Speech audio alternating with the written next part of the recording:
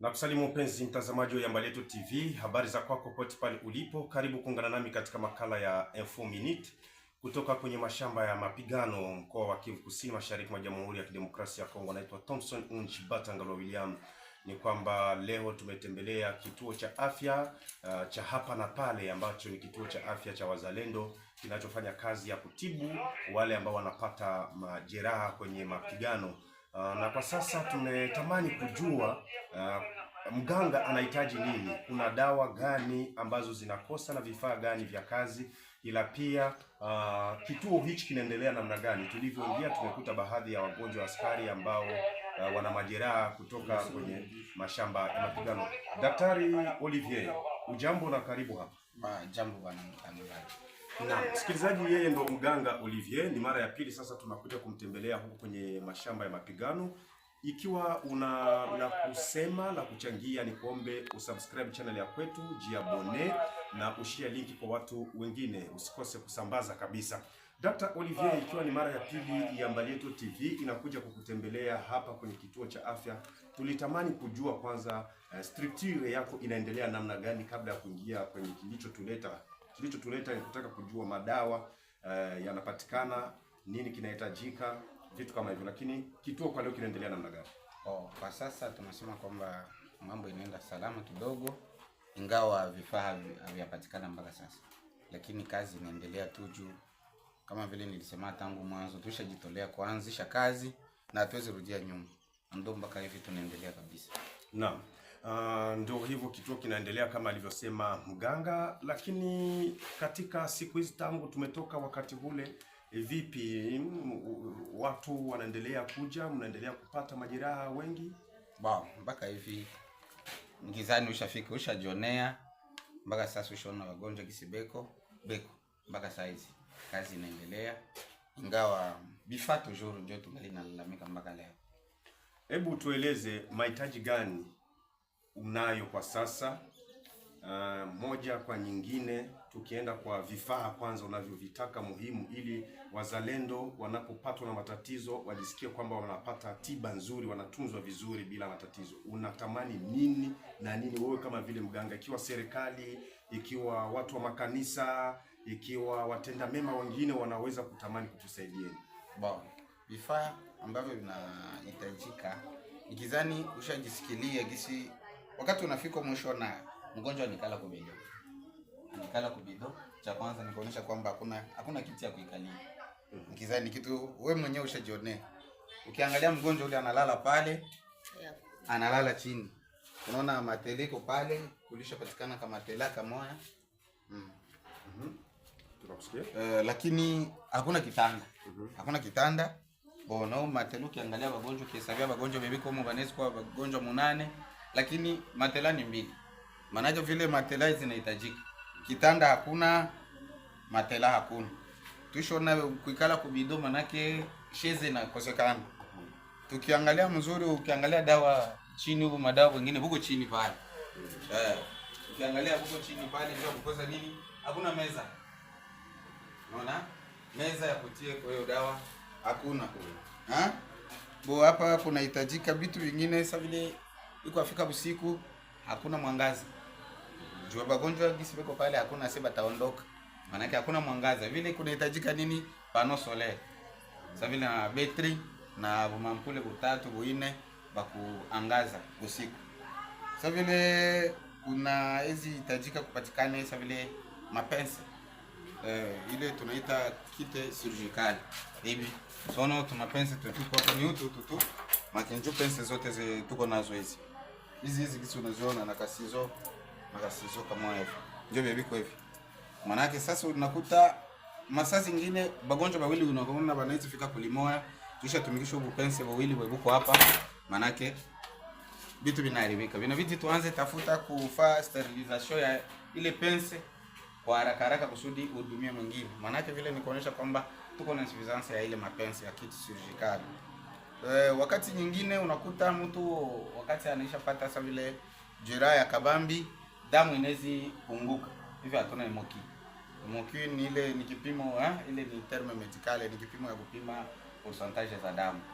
Ile ndio vitu zaidi vya mimi lalamika kwanza, maana matela vitanda, chaise, meza, emoki, ile kit surgicale, sa vile peze hapa. Tunatunza dawa inapana kwa upeze mtu na angajua kilo yake. Lakini pia hatuna peze. Unaona? Ile panneau solaire, batterie na matala. Hivyo kwanza ni vitu ambavyo vinaweza kuwa muhimu sana. Wakati tulisema kwamba ile hemoki ni kitu cha kupima mtu damu. Na ile kumpima damu maana yake ni kitu binabidi tupate ile kipimo kupima mtu percentage za damu. Mpenzi mtazamaji, tangu mwaka wa 1960 ambaye ni baba wa taifa la Jamhuri ya Kidemokrasia ya Kongo Patrice Emery akatamka kwamba cher frère, l'heure est grave plus qu'à jamais et plus qu'auparavant. Muda ni mbaya kulikoni miaka ya ukoloni. Lumumba alitaka kumaanisha kusema kwamba kwa kulisaidia taifa la Jamhuri ya Kidemokrasia ya Kongo ni mchango wa kila mmoja. Wahenga wakasema haba na haba ujaza kibaba, wakasema kwamba kidole kimoja hakivunji chao. Wewe una mchango gani kwa kusaidia wazalendo ambao wako kwenye mashamba ya mapambano? Tulivyofika hapa, kuna baadhi ya wanafamilia wamekuja kuangalia askari mmoja ambaye amekumbwa na matatizo kwenye shamba la mapambano. Walipaniki na kuanza kulia kwa kuwa vijana wanaenda vitani, hawana msaada wowote wa kiserikali, hawajui mwanamke nyumbani atakula nini, atavaaje, na wapo askari wanawake huku na wao wamejitolea kuja kupigania nchi. Wewe unasemaje? Ila pia nitakukumbusha kitu kingine. Baada ya Lumumba kutamka hilo, alikuja Bwana Mobutu akasema kwamba le Congo restera un et indivisible. Sasa unafikiri kwamba itaendelea kubaki moja bila kugawanywa ikiwa wewe una nguvu za kushika silaha lakini una pesa? Huo ni uzalendo. Unaweza ukachangia hata mfuko mmoja wa unga, utasaidia wale ambao wako kwenye mapambano. Lakini unaweza kusema kwamba huna mfuko wa unga ila una akili ambayo inaweza ikawasaidia waganga, mashauri, hata kwa wapiganaji, ikawa kitu kizuri zaidi. Amekuja mzee Laurent Desire Kabila akasema kauli ambayo ilibaki katika akili za wengi, ne jamais trahir le Congo. Wewe nafasi yako iko wapi kwa kusaidia taifa hili la Jamhuri ya Kidemokrasia ya Kongo? Umesikia mahitaji muhimu walionayo kwenye kituo cha afya kama vile vifaa muhimu. Twende sasa upande wa madawa.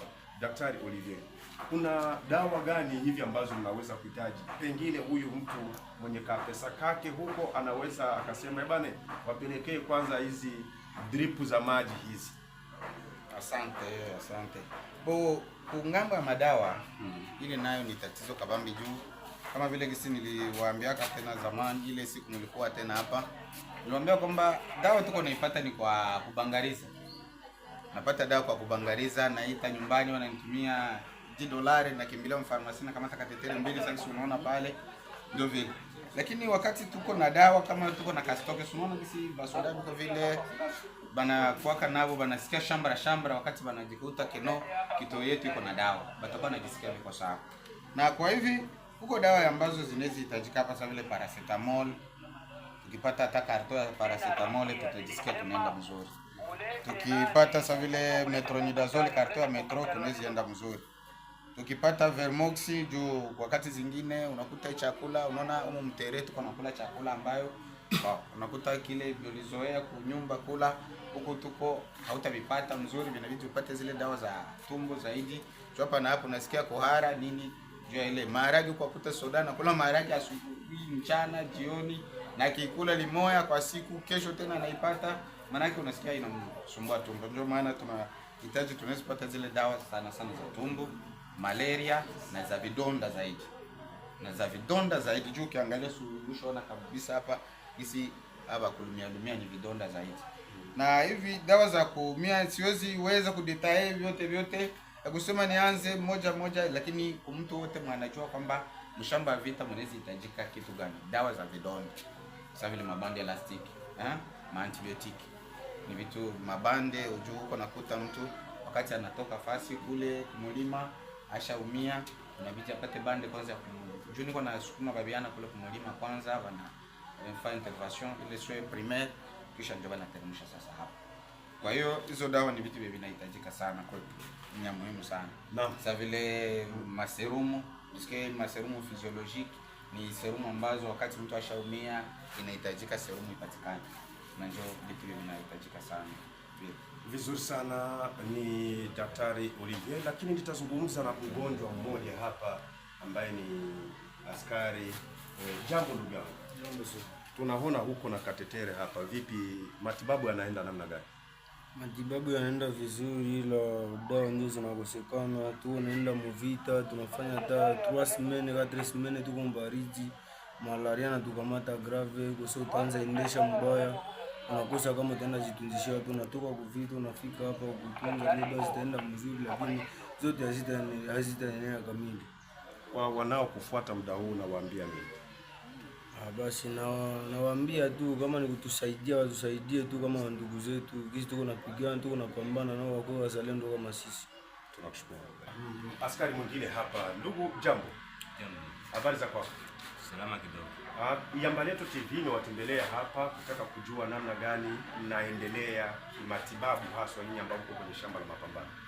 Kuhusu matibabu najua mengi mshaongea. Mimi nilikuwa na neno kuongeke.